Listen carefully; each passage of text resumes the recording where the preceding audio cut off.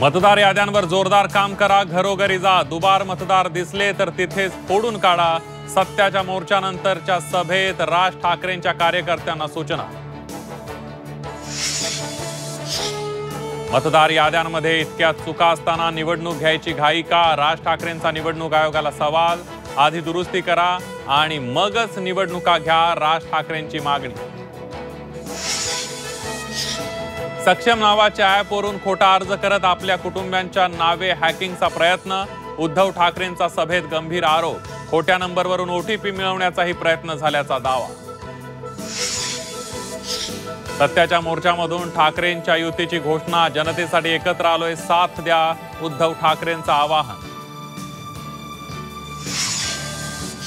विरोधकांच्या मतचोरीच्या आंदोलनाला भाजपचं मुका आंदोलनाने उत्तर. भाजप प्रदेशाध्यक्ष रवींद्र चव्हाणांसह बडे नेते आंदोलनात सहभागी.